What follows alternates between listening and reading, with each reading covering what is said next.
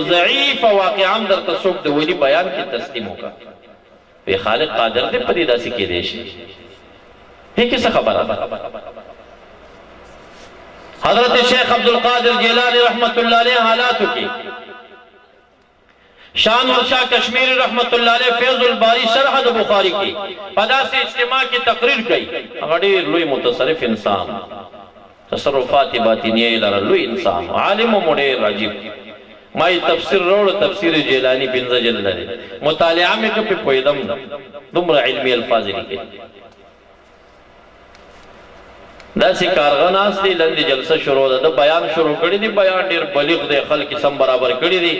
ګوري چې کارغه आवाज کوي د خلکو کارغه ته وکتل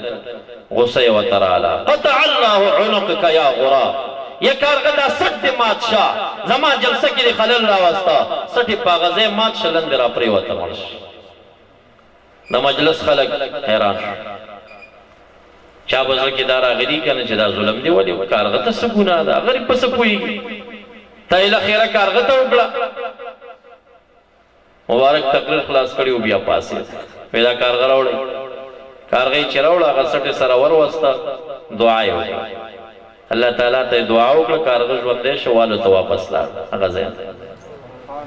ما خو حواله درکړه د حضرت شاه انور شاه کشمیری فیض الباری کی واقعہ راخسته چې د سره حواله در نکړم خو چا درته بیان کنو شک ولی کې چې نه دي شوی کارغه د ژوندې کې الله ژوندې الله ژوندې قران کریم کې د وحی الموتى باذن الله په معجزات د عیسی علیه السلام کې نه دی اوریدلی ابن کثیر رحمه الله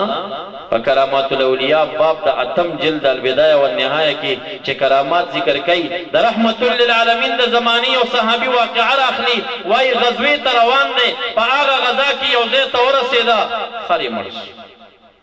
مرګري ورته وي مونږ سره سور شوی نه چا احسان پزان نه باروم ز جهاد ته روان مزدور کا تمنځ یو کو دعا وکړه یا الله تقادر ذات ته مړي ژوند کولش زما باندې بد چا احسان نه بارې زستا ته رضا د پاره جهاد ته روانه ما زما د عمل خرماته ژوندې کا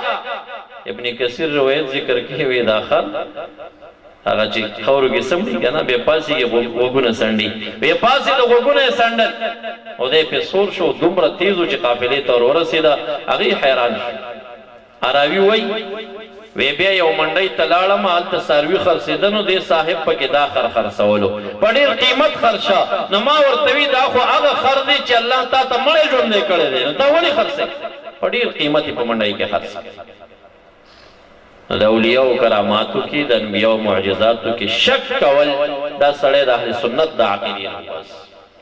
ځکه اهل سنت والجماعه خالق العزال ته دی او عظیم قدرت قائل دی او زمانہ او دا سيزونه اسباب دي او کدا نوی نو خالق بدون د دې اسبابو هغه کار کوي